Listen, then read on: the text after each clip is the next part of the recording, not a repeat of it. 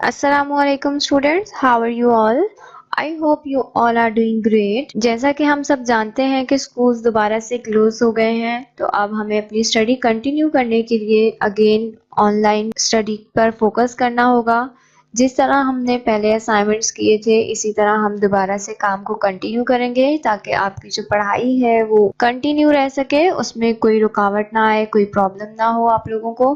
So we are going to start homework assignment number 11 for class 9 chapter number 4 cells and tissue important topics को discuss करेंगे like microscope cellular structure और function prokaryotic and eukaryotic cells relationship between cells function and structure active and passive transport इसके अलावा और types of transport है then tissues हैं plants और animals के First of all, we have to discuss about the microscope और उसकी emergence, then cell theory और सेल। माइक्रोस्कोप आने से पहले सेल का कोई कंसेप्ट नहीं था कि लिविंग ऑर्गेनिजम्स जो है वो किसी एक फंडामेंटल यूनिट से मिलकर बने हैं। ज़ेकेरियस जेनसन जो कि फर्स्ट इन्वेस्टिगेटर थे जिन्होंने इन्वेंट की थी कंपाउंड माइक्रोस्कोप 1590 में, जो कि बिल्कुल एक सिंपल ट्यूब थी जिसके दोनों एंड्स पे लेंसेज लगे हुए थे जिनकी रेंज 3x से 9x तक थी। माइक्रोस्कोप है क्या? बेसिकली एक इंस्ट्रूमेंट है जिसे ऑब्जेक्ट्स को या इमेजेस को मैग्नीफाई करके देखा जाता है। कुछ ऐसी चीजें जो हम अपनी आंखों से नहीं देख सकते तो हम माइक्रोस्कोप यूज करते हैं उन छोटी छोटी चीजों को बड़ा करके देखने के लिए। दो पैरामीटर्स होते हैं, मैग्निफिकेशन और रेजोल्यूशन। मैग्निफिकेशन कहते हैं किसी भी इमेज को बहुत ज्यादा इनलार्ज करके देखना, और रेजोल्यूशन जो है वो स्मॉलेस्ट डिस्टेंस होता है दो पॉइंट्स के बीच में किसी भी स्पेसिमेन के, किसी भी ऑब्जेक्ट को बहुत क्लैरिटी से देख सकें। फिर हिस्ट्री आती है कि किस तरह से सेल थ्योरी की डेवलपमेंट हुई। कुछ ग्रीक एंशियंट थे जिन्होंने अटेम्प्ट किया था चीजों को ऑर्गेनाइज करना नेचुरल वर्ल्ड में। इनमें एरिस्टोटल जो थे वो उन्होंने एक कंसेप्ट दिया था, एक आइडिया दिया था एनिमल्स और प्लांट्स का। उनके आइडिया से एक क्वेश्चन अराइज हुआ कि क्या तमाम लिविंग ऑर्गेनिजम्स किसी एक फंडामेंटल यूनिट या स्ट्रक्चर से मिलकर बने हैं?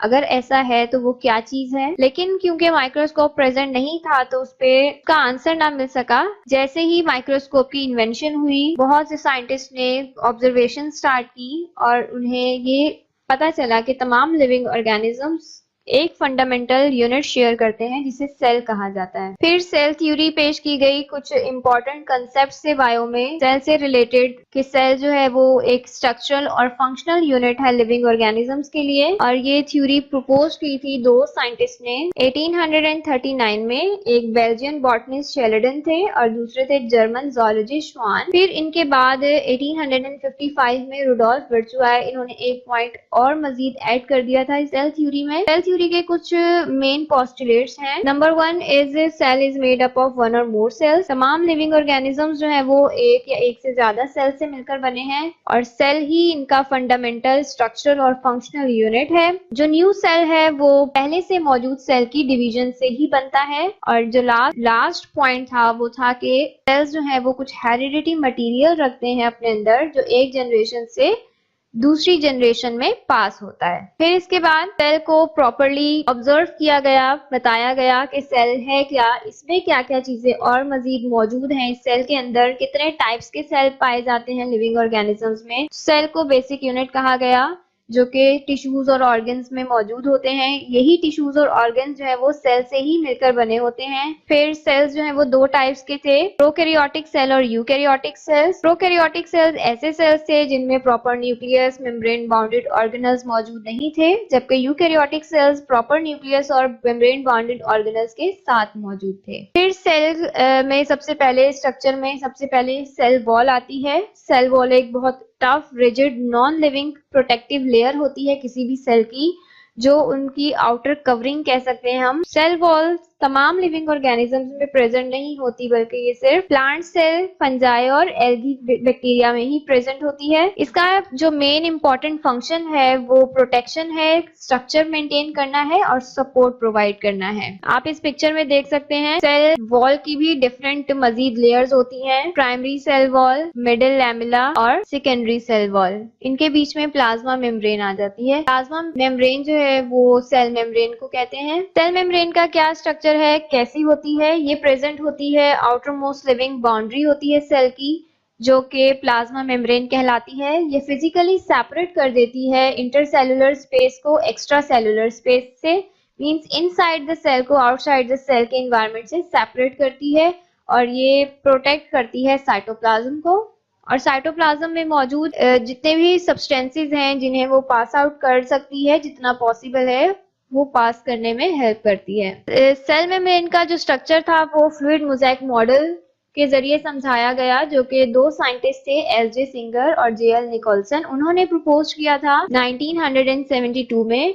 उन्होंने बताया कि जो लेयर है वो डबल लेयर है सेल मेम्ब्रेन, उसमें फॉस्फोलिपिड्स प्रेजेंट हैं जो कि मैट्रिक्स का काम कर रहे हैं और कॉन्जुगेटेड ग्लाइकोप्रोटीन्स प्रेजेंट हैं जो कि उस मैट्रिक्स के ऊपर फ्रीली फ्लोट कर रहे हैं, तैर रहे होते हैं। ये मॉडल डिस्क्राइब करता है स्ट्रक्चर ऑफ सेल मेम्ब्रेन का एज अ फ्लूइड स्ट्रक्चर, जिसमें प्रोटीन्स, कार्बोहाइड्रेट्स जो है वो फ्लोटिंग कर रहे हैं और इनमें एक्सचेंज ऑफ मटेरियल्स हो रहा होता है एक सेल से दूसरे सेल में। और कुछ ही चीजें ऐसी हैं जो एक सेल से दूसरे सेल में पास हो सकती हैं, तमाम चीजें पास नहीं हो सकती, इसीलिए इस मेम्ब्रेन को सिलेक्टिवली परमिएबल भी कहा जाता है। सिलेक्टिवली परमिएबल है कुछ आयन से, जैसे हाइड्रोजन और सोडियम, या स्मॉल मॉलिक्यूल्स जैसे कि ऑक्सीजन, कार्बन डाइऑक्साइड, ये लार्जर मॉलिक्यूल्स को अंदर से बाहर मूव नहीं करने देती। This is the structure of cell membrane. दो लेयर्स हैं फॉस्फोलिपिड्स की, बीच में यहाँ पर ग्लाइकोप्रोटीन्स या ग्लाइकोलिपिड्स मौजूद होते हैं जो ऊपर तैर रहे होते हैं, और ये कुछ पोर्स हैं जो मटेरियल को अंदर से बाहर एक पाथवे प्रोवाइड करते हैं।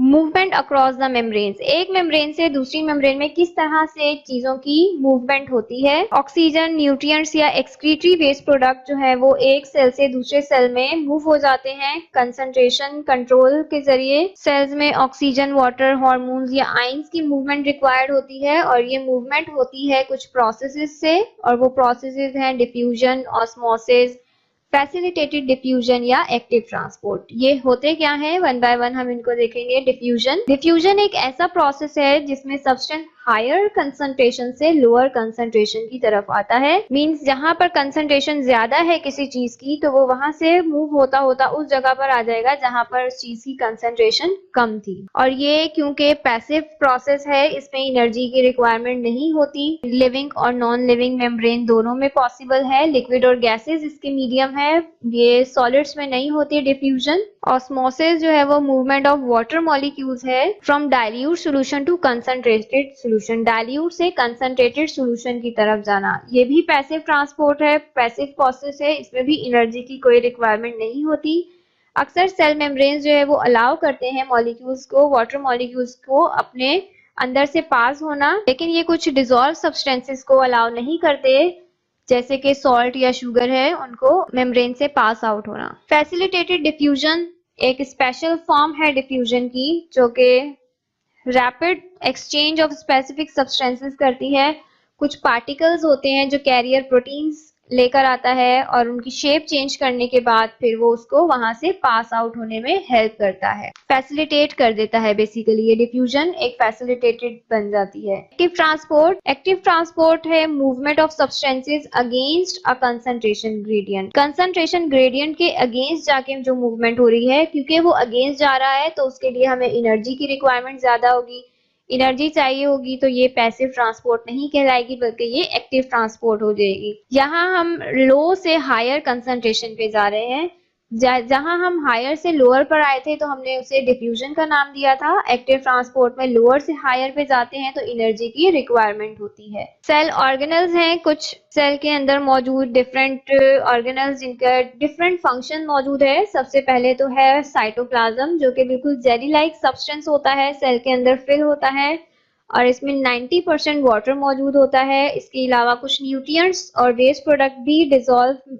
इसमें मौजूद होता है। इसका कुछ स्पेसिफिक फंक्शन होता है ऑर्गेनल्स के साथ, और ये नरिश करता है सेल को सॉल्ट्स और शुगर्स और कुछ मेटाबॉलिक रिएक्शंस करके। साइटोप्लाज्म के अंदर ही न्यूक्लियस मौजूद है, जो कि एक लार्जेस्ट ऑर्गेनल है सेल का। इसके अंदर जेनेटिक इंफॉर्मेशन मौजूद होती है, डीएनए मौजूद होता है। न्यूक्लियस कवर्ड होता है दो फॉस्फोलिपिड की मेम्ब्रेन से, जिसे न्यूक्लियर एनवेलप कहा जाता है, जिसका फंक्शन होता है न्यूक्लियस को सेपरेट करना उसके कंटेंट से, मींस के साइटोप्लाज्म से सेपरेट कर देता है और इसमें कुछ न्यूक्लियर पोर्स मौजूद होते हैं, छोटे छोटे से सुराख मौजूद होते हैं न्यूक्लियर एनवेलप के अंदर, जो कि हेल्प करते हैं एक्सचेंज ऑफ मटेरियल्स को रेगुलेट करने में, जैसे कि आरएनए या प्रोटीन्स हैं जो साइटोप्लाज्म और न्यूक्लियस के बीच में पास होते हैं। Inside the nuclear envelope granular fluid is present called nucleoplasm. Nuclear envelope के अंदर कुछ फ्लूइड मौजूद होता है जिसे न्यूक्लियोप्लाज्म कहते हैं। फिर न्यूक्लियस के अंदर एक एग्रीगेशन होती है आरएनए की जिसे न्यूक्लियोलस कहा जाता है। एक न्यूक्लियस के अंदर भी एक छोटा सा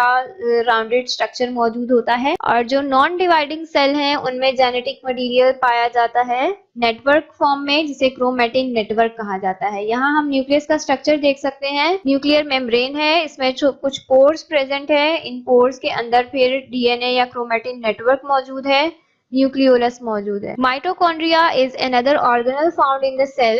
it is a membrane bounded organelle जो कि सिर्फ यूकैरियोटिक सेल्स में पाया जाता है। इसकी भी दो फॉस्फोलिपिड्स की बाइलेयर्स मौजूद होती हैं, आउटर मेम्ब्रेन और इनर मेम्ब्रेन। इनर मेम्ब्रेन जो है वो कुछ फोर्स पर मुश्तमिल होती है, कुछ फोर्स यहाँ मौजूद हैं जिसे क्रिस्टी कहा गया है। Inside the inner membrane is jelly like substance called matrix, और इसके अंदर कुछ जेली लाइक सब्सटेंस मौजूद होता है जिसे मैट्रिक्स कहते हैं। ये फोर्स क्रिस्टी हैं और अंदर का जो सब्सटेंस है वो मैट्रिक्स कहलाता है। इसके अलावा इसका जो मेन फंक्शन है वो है प्रोडक्शन ऑफ पावर। इसे power house of the cell भी कहा जाता है। जितनी भी energy in the form of ATP बनती है वो माइटोकॉन्ड्रिया की जिम्मेदारी होती है एनर्जी प्रोड्यूस करना। Endoplasmic reticulum is an organelle found in eukaryotic cells only. इसकी भी डबल मेम्ब्रेन है, network of hollow tubes, flattened sheet and round sacs. इसकी जो फोर्स हैं, होलो फोर्स या सैक्स, उन्हें सिस्टर्नी कहते हैं और ये लोकेटेड होता है साइटोप्लाज्म में और ये कनेक्ट होता है न्यूक्लियर एनवेलप के साथ, बिल्कुल न्यूक्लियर एनवेलप के साथ जुड़ा हुआ मौजूद होता है। दो टाइप्स के होते हैं एंडोप्लाज्मिक रेटिकुलम, स्मूथ और रफ। स्मूथ एंडोप्लाज्मिक रेटिकुलम में राइबोसोम्स अटैच नहीं होते और ये इन्वॉल्व होते हैं सिंथेसिस ऑफ लिपिड्स में, ऑयल्स या फॉस्फोलिपिड्स या स्टेरॉइड्स में, और इनकी रिस्पॉन्सिबिलिटी होती है मेटाबॉलिज्म ऑफ कार्बोहाइड्रेट्स और regulation of calcium concentration and detoxification की। जबकि जो रफ एंडोप्लाज्मिक रेटिकुलम है उनके ऊपर छोटे छोटे से राइबोसोम्स प्रेजेंट होते हैं और ये सिर्फ प्रोटीन सिंथेसिस का काम करते हैं। इनकी रिस्पॉन्सिबिलिटी प्रोटीन सिंथेसिस की होती है। यहाँ आप देख सकते हैं ये न्यूक्लियस है और ये न्यूक्लियस के अराउंड मौजूद होते हैं। Ribosomes composed of RNA and protein. Ribosomes जो है वो आरएनए और प्रोटीन से मिलकर बने हैं और ये साइटोप्लाज्म में मौजूद होते हैं जहां पर प्रोटीन सिंथेसिस हो रही होती है। मेनली सिंगल ही प्रेजेंट होते हैं, कभी कभार ये ग्रुप्स में भी प्रेजेंट होते हैं और ये एंडोप्लाज्मिक रेटिकुलम के साथ अटैच्ड होते हैं। इन्हीं की वजह से एंडोप्लाज्मिक रेटिकुलम रफ हमें दिखता है, जिसे हम रफ एंडोप्लाज्मिक रेटिकुलम का नाम देते हैं। देन गोल्गी बॉडीज हैं, इन्हें डिस्कवर किया था एक इटालियन फिजिशियन थे, कैमिलो गोल्गी। इसी पर इसका नाम गोल्गी अपरेटस या गोल्गी बॉडीज रखा गया। इसका मेन फंक्शन जो है वो ट्रांसपोर्ट करना है प्रोटीन्स को। जहां पर भी प्रोटीन सिंथेसाइज होती है वहां से इसकी ट्रांसफरेंस का काम गोल्गी बॉडीज का होता है।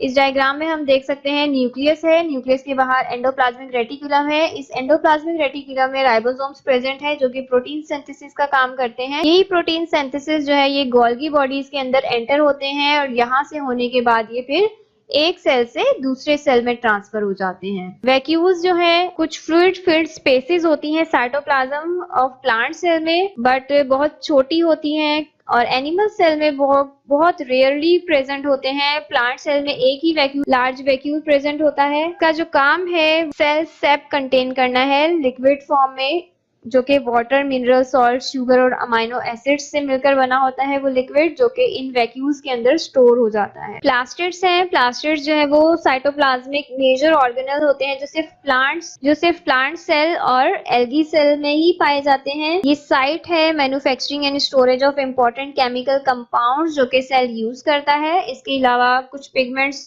फोटोसिंथेसिस में यूज होते हैं वो इसमें मौजूद होते हैं। 3 तरह के पिगमेंट्स हैं, क्लोरोप्लास्ट, क्रोमोप्लास्ट और ल्यूकोप्लास्ट। क्रोमोप्लास्ट ग्रीन कलर के प्लास्टिड्स होते हैं, क्रोमोप्लास्ट रेड होते हैं, ऑरेंज होते हैं, येलो होते हैं, जो कि हमें फ्रूट्स में, फ्लावर्स में नजर आ रहा होता है कलर प्लांट्स का, वो क्रोमोप्लास्ट की वजह से होता है। और ल्यूकोप्लास्ट जो है वो कलरलेस प्लास्टिड्स है, उनका कोई कलर नहीं होता। Then chloroplast double membrane organelle है। Double membrane gel like substance इसमें प्रेजेंट होता है जिसे स्ट्रोमा कहा जाता है। इस स्ट्रोमा के अंदर ग्रेनम मौजूद होते हैं। ये जो ग्रेनम है ये तमाम मिलकर थाइलाकॉइड बनाते हैं और इनके अंदर प्रोसेस होता है फोटोसिंथेसिस का। यही थाइलाकॉइड जो है वो ग्रीन पिगमेंट्स कैरी करते हैं, क्लोरोफिल, और इन्हीं में फोटोसिंथेसिस के लिए लाइट ट्रैप होती है और सारा फंक्शन इसमें होता है। लास्ट टॉपिक है हमारा प्लांट्स और एनिमल टिश्यूज का।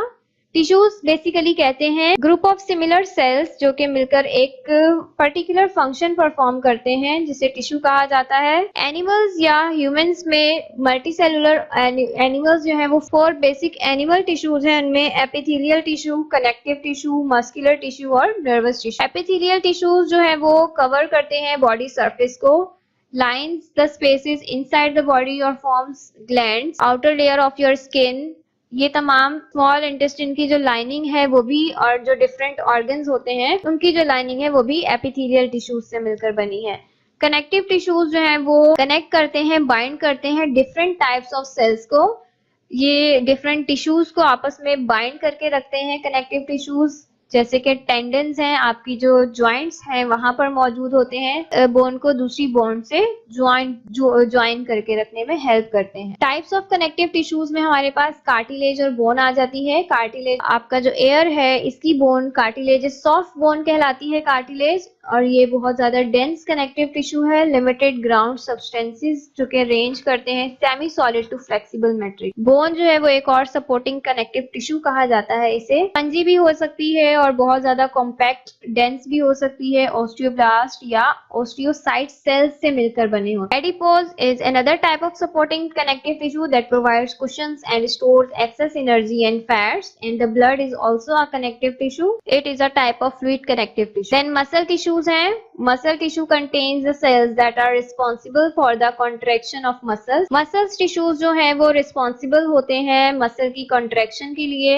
3 टाइप्स के मस्कुलर टिश्यूज पाए जाते हैं, cardiac, smooth and skeletal muscles. Skeletal muscles striated stripe muscles होते हैं और ये स्केलेटल मसल्स जो है वो अटैच्ड होते हैं बोन्स को टेंडन्स के साथ, जैसे कि आपके लेग्स या आपकी जो आर्म्स है उसमें स्केलेटल मसल्स मौजूद हैं। कुछ तरह का स्ट्रक्चर होता है इसका, न्यूक्लियस मौजूद है और इस तरह की स्ट्राइप्स मौजूद होती हैं। स्ट्राइटेड मसल्स कहा जाता है इन्हें। और कार्डियक मसल्स जो है वो सिर्फ वॉल्स ऑफ हार्ट में प्रेजेंट होते हैं और ये भी स्ट्राइटेड मसल्स है, मल्टी न्यूक्लिएटेड है, एक से ज्यादा न्यूक्लियस मौजूद है और ये वॉलेंट्री कंट्रोल में नहीं होते, हमारी मर्जी से ये वर्क नहीं करते बल्कि ये इनवॉलेंट्री काम कर रहे होते हैं। स्मूथ मसल्स हैं। स्मूथ मसल्स जो है वो वॉल्स ऑफ ब्लड वेसल्स में पाए जाते हैं या डाइजेस्टिव ट्रैक्ट के जो वॉल डाइजेस्टिव ट्रैक्ट की वॉल है उसमें, या यूट्रस, यूरिनरी ब्लैडर, इस तरह की जो ऑर्गन्स हैं उनकी वॉल्स में प्रेजेंट होते हैं।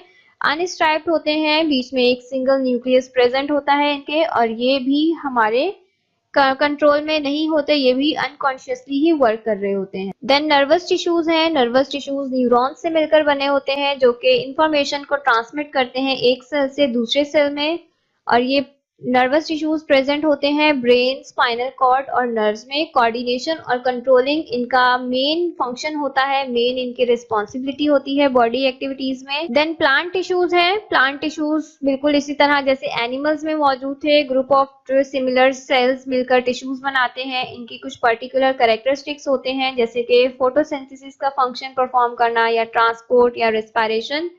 2 मेजर कैटेगरीज हैं इसमें, मेरिस्टेमेटिक टिश्यूज और परमानेंट टिश्यूज। मेरिस्टेमेटिक टिश्यूज ऐसे टिश्यूज होते हैं जो कि डिवाइड होने की एबिलिटी रखते हैं, इन्हीं की वजह से सेल की ग्रोथ होती है, सेल जो है वो टॉल होता है या उनकी विड्थ इंक्रीज होती है, लंबाई और चौड़ाई जो है वो इन्हीं मेरिस्टेमेटिक सेल की डिवीजन की वजह से पॉसिबल होती है। इसमें भी 2 टाइप्स के हैं, एपिकल मेरिस्टेम्स और लेटरल मेरिस्टेम। ऐसे मेरिस्टेम्स जो कि स्टेम या रूट में इंक्रीज का बाइस बनते हैं वो एपिकल मेरिस्टेम्स कहलाते हैं। मींस कि उनकी जो सेल की डिवीजन है वो या स्टेम की टॉप पर हो रही होती है या रूट की एंड पर हो रही होती है, और जो लेटरल मेरिस्टेम्स होते हैं वो साइड्स ऑफ रूट्स या शूट्स में प्रेजेंट होते हैं। मींस के ये जो डिवीजन है सेल्स की वो चौड़ाई में हो रही है, मींस के वो अपनी विड्थ में इंक्रीज हो रहा है। कोई भी सेल उसका जो स्टेम है वो चौड़ा होता जा रहा है तो वो लेटरल मेरिस्टेम की वजह से होता है, जिसे सेकेंडरी ग्रोथ भी कहते हैं। देन परमानेंट टिश्यूज हैं। परमानेंट टिश्यूज जो है वो उन्हीं मेरिस्टेमेटिक टिश्यूज से ही बनते हैं। जब उनकी डिवीजन की एबिलिटी खत्म हो जाती है तब परमानेंट बन जाते हैं। और इसमें भी दो टाइप्स होती हैं परमानेंट टिश्यूज की, सिंपल परमानेंट और कंपाउंड या complex tissues. Simple permanent tissues जो है वो सिर्फ एक तरह के सेल से मिलकर बने होते हैं, जैसे कि एपिडर्मल टिश्यूज जो कि सिंगल लेयर सेल होते हैं, कवर करते हैं प्लांट बॉडी को और इसे बैरियर की तरह एक्ट करते हैं प्लांट के लिए। मींस के जो एक्सटर्नल इन्वायरमेंट है उसका असर जो है वो प्लांट बॉडी पे ना पड़े। और ये रिस्पॉन्सिबल होते हैं एब्जॉर्प्शन ऑफ वाटर और मिनरल्स के। प्रेजेंट होते हैं ये स्टेम या लीव्स पे और ये प्रिवेंट करते हैं एक्स्ट्रा इवेपोरेशन ऑफ वाटर को, जो कि प्लांट बॉडी से बाहर ना निकल सके ज्यादा अमाउंट ऑफ वाटर। अगर ऐसा होगा तो प्लांट बॉडी डिहाइड्रेटेड हो जाती है। ग्राउंड टिश्यूज हैं। ग्राउंड टिश्यूज सिंपल टिश्यूज होते हैं जो कि पैरेन्काइमा सेल से मिलकर बने हैं और ये स्फेरिकल या फ्लैट होते हैं। इनकी वॉल्स जो है वो प्राइमरी वॉल्स बहुत थिन होती हैं और इनमें लार्ज वैक्यूल्स प्रेजेंट होते हैं जो कि फूड को स्टोर करने में हेल्प करते हैं। लीव्स में अगर ये प्रेजेंट है तो इन्हें मेसोफिल सेल्स कहा जाता है, जो कि फोटोसिंथेसिस के लिए साइट होते हैं और अदर पार्ट्स में ये रिस्पायरेशन या प्रोटीन सिंथेसिस का काम करते हैं। देन सपोर्टिंग टिश्यूज हैं। सपोर्टिंग टिश्यूज जो है वो स्ट्रेंथ या फ्लेक्सिबिलिटी प्रोवाइड करते हैं प्लांट्स को। इसे फर्दर दो टाइप्स में डिवाइड किया जाता है, कॉलेनकाइमा टिश्यूज और स्क्लेरेनकाइमा टिश्यूज। कॉलेनकाइमा टिश्यूज ऐसे टिश्यूज होते हैं जो कॉर्टेक्स में प्रेजेंट होते हैं यंग स्टेम की, और जो लीव्स की मिडरिप होती है, सेंट्रल पार्ट जो होता है वहां, और जो पेटल्स ऑफ फ्लावर्स हैं वहां पाए जाते हैं। और ये बहुत लंबे लंबे से इलोंगेटेड सेल्स से मिलकर बने होते हैं और इनका फंक्शंस भी सपोर्ट करना होता है डिफरेंट ऑर्गन्स को प्लांट के। और स्क्लेरेनकाइमा सेल ये सेकेंडरी सेल वॉल से मिलकर बने हैं, बहुत हार्ड होते हैं, लिग्निन से मिलकर बने होते हैं और ये मोस्टली डेड टिश्यूज होते हैं। स्क्लेरेनकाइमेटिस टिश्यूज बहुत ज्यादा रिजिड होते हैं, स्ट्रॉन्ग स्ट्रक्चर प्रोवाइड करते हैं ये प्लांट्स को। देन कंपाउंड कॉम्प्लेक्स टिश्यूज आ जाते हैं। These tissues are composed of more than one type of cell। एक सेल से ज्यादा सेल से मिलकर बने होते हैं जिन्हें कॉम्प्लेक्स और कंपाउंड कहते हैं। इनमें जाइलम और फ्लोएम टिश्यूज आते हैं जो कि वेस्कुलर प्लांट्स में मौजूद होते हैं। इन्हें वेस्कुलर बंडल्स भी कहा जाता है। जाइलम जो है उसका मेन फंक्शन जो है, रिस्पॉन्सिबिलिटी है, वो वाटर और डिजोल्व मिनरल्स की ट्रांसपोर्ट करना है रूट से लेकर एरियल पार्ट्स तक। और ये बॉडी को स्ट्रेंथ या सपोर्ट प्रोवाइड करते हैं। दो तरह के होते हैं जाइलम टिश्यूज, वेसल्स और ट्रेकीड्स। वेसल्स जो है वो बहुत थिक होते हैं और सेकेंडरी सेल वॉल से मिलकर बने हैं, जबकि इनकी एंड वॉल्स जो होती हैं वो नहीं होती और ये एक दूसरे के साथ लॉन्ग ट्यूब से ज्वाइन होते हैं। और ट्रैकीड्स जो है वो सिलेंड्रिकल सेल से मिलकर बने होते हैं, एक दूसरे की एंडिंग्स को ओवरलैप कर रहे होते हैं। फ्लोएम सेल्स जो है वो रिस्पॉन्सिबल होते हैं conduction of dissolve organic matter, means के फूड की कंडक्शन में। और फ्लोएम सेल्स जो है वो सीव ट्यूब्स या कंपेनियन सेल से मिलकर बने होते हैं। इनकी सेल वॉल्स में, एंड वॉल्स में जो है वो स्मॉल पोर्स प्रेजेंट होते हैं। जो सीव ट्यूब्स होती हैं वो ज्वाइन होती हैं एक दूसरे से और लंबी सीव ट्यूब्स बना लेते हैं। जैसे हमारी स्ट्रॉ होती है, स्ट्रॉ आप लोगों ने देखी है, वही काम जो है वो सीव ट्यूब्स का होता है। एक के ऊपर एक सीव ट्यूब अटैच होती है, ज्वाइन होती है और एक इलोंगेटेड स्ट्रक्चर बनाती है।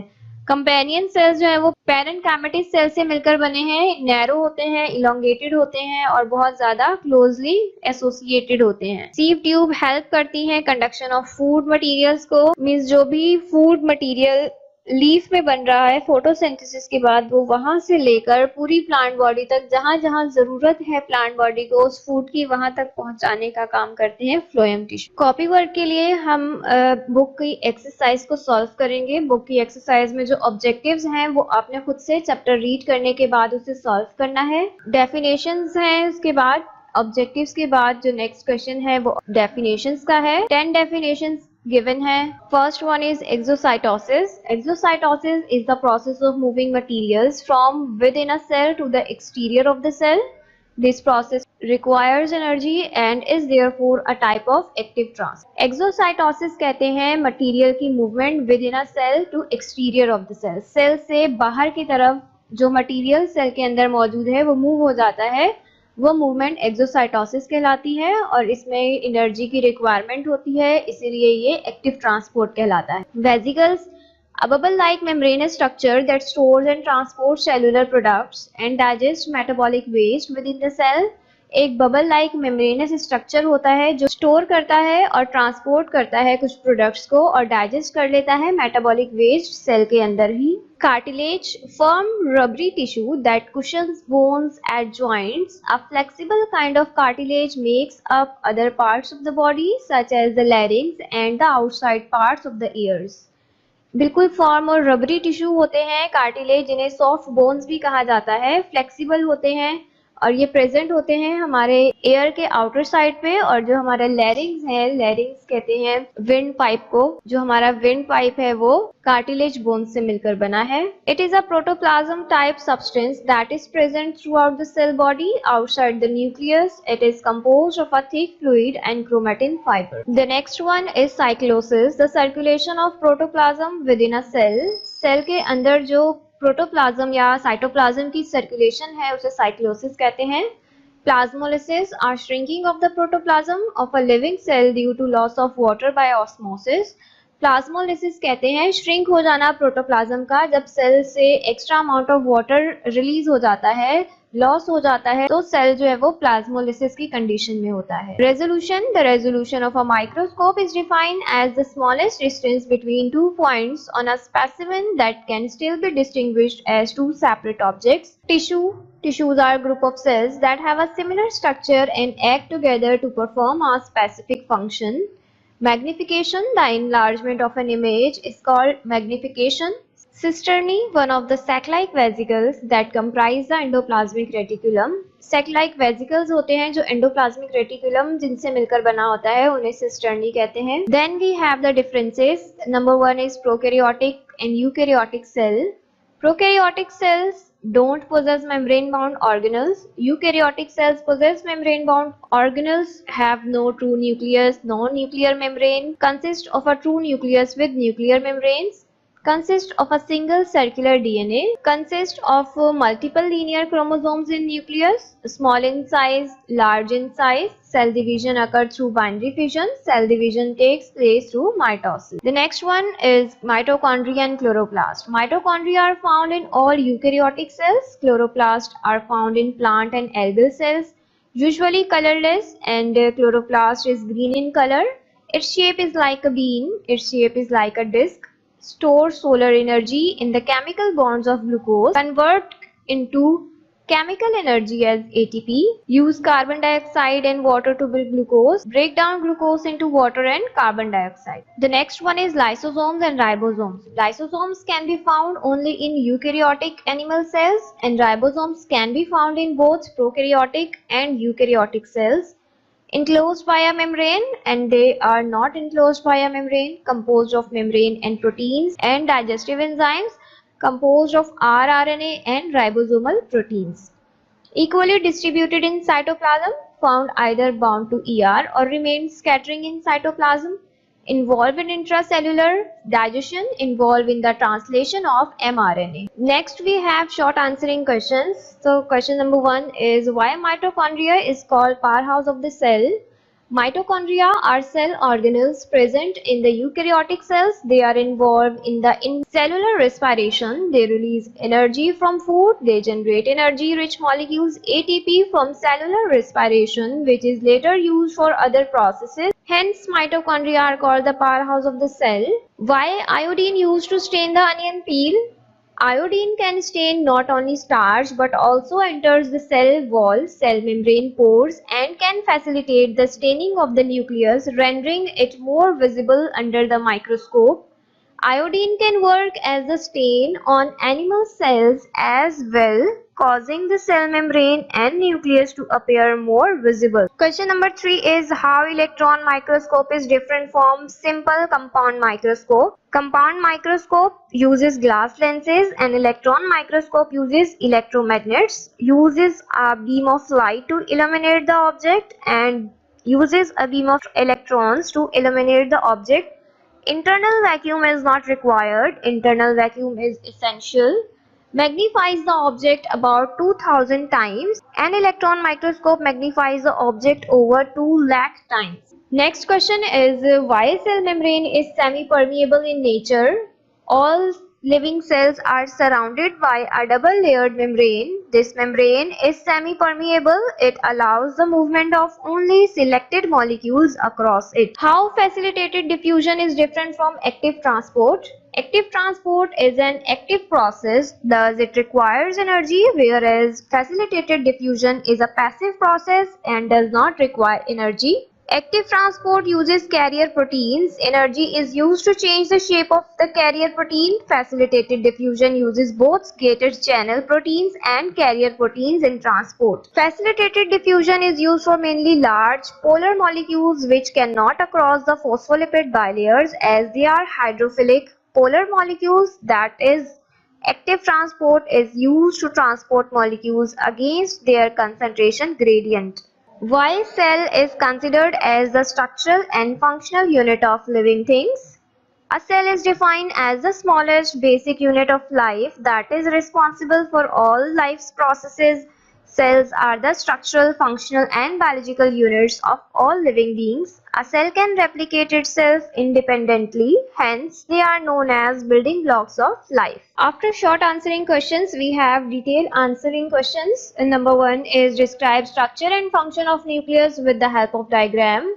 Nucleus is defined as a double membrane eukaryotic cell organelle that contains the genetic material. Here is the diagram of the nucleus. Nucleus is present in between the cell. It is covered by a nuclear membrane.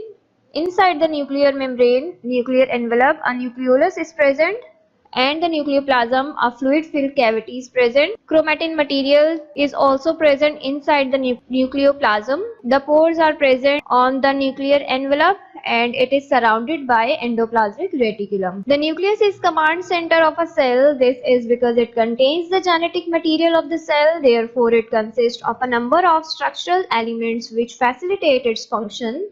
The nucleus of a cell has a spherical shape. A nucleus diagram is very useful for studying its structure. Its structure consists of the following important parts. Nuclear membrane. This is an aspect of the nucleus that differentiates eukaryotic cells from prokaryotic cells. Furthermore, it is a structure of double layers. Moreover, it contains phospholipids. This forms the lipid bilayer nucleus envelope. Also, it contains nuclear pores. Nuclear pores are made up of proteins and through them, substances enter and exit the cell. Nucleoplasm, it is a type of protoplasm. Furthermore, it consists of enzymes, organic molecules and dissolved salts. Moreover, it acts as a cushion to protect the nucleolus and chromosomes. Also, it helps to maintain its shape. Nucleolus, this is the most important organelle. It is a dense structure which lacks its own membrane. Moreover, it breaks up during cell division but then reforms after mitosis. Its size depends upon the level of production of the ribosomes. Chromosomes, these are thread-like structures. They are made up of strands of DNA as well as histone proteins. Function. Nucleus perform many important functions. They are as follows. Nucleus helps in maintaining the security of the genes. It controls the function of the cells by regulating gene expression. It controls the heredity traits of the organism. It stores DNA, strands and proteins. The nucleus is the site of RNA transcription. It governs gene expression and also facilitates DNA replication. It also controls the synthesis of enzymes. Question number 2 is what is microscope? Describe types of microscope. Microscopes are instruments designed to produce magnified visual or photographic images of objects too small to be seen with the naked eyes. Types of microscope. There are two microscopes are used in microscopy, that is light microscope and electron microscope. Light microscope. In a light microscope, visible light passes through the specimen, the biological sample you are looking at. A photograph of an image taken through a microscope is called micrograph. The magnification of a light microscope is formed by using a mixture of powers of the eyepiece and the objective lens. Electron microscope. Electron microscopes differ from light microscopes that they produce an image of a specimen by using a beam of electrons rather than a beam of light. Electrons have a much shorter wavelength than visible light, and this allows electron microscopes to produce higher resolution images than standard light microscope. Electron microscopes can be used to examine not just whole cells but also the subcellular structures and compartments within them. A live cell cannot be imaged by electron microscope. There are two major types of electron microscopes, scanning electron microscopy and transmission electron microscopy. In scanning electron microscopy, a beam of electrons moves back and forth across the surface of a cell or tissue, creating a detailed image of 3D surface. In transmission electron microscopy, in contrast, the sample is cut into extremely thin slices before imaging, and the electron beam passes through the slice rather than skimming over its surface. TEM is often used to obtain detailed images of the internal structures of cells.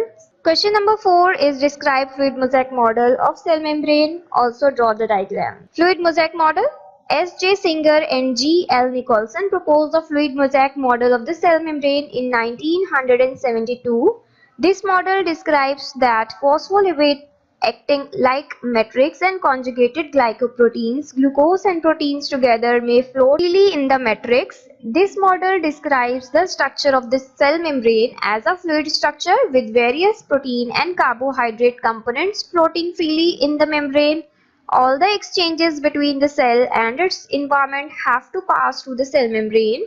The cell membrane is selectively permeable to ions. For example, hydrogen, sodium, small molecules, oxygen, carbon dioxide, and larger molecules, glucose and amino acids, and controls the movement of substances in and out of the cells. It performs many important functions within the cells such as osmosis, diffusion, transport of nutrients into the cell, processes of ingestion and secretion. Here is the diagram of cell membrane. We can see that it is bilayer membrane. Glycoproteins and glycolipids are floating in this membrane. Are protein channels present which may allow some ions and smaller molecules to pass from it. Here our exercise of chapter number 4 comes to an end. I hope you will do your work neatly in your copies. Exams में जो भी objectives आएंगे वो आपके chapter से ही related होंगे. I hope this video will help you to complete your assignment.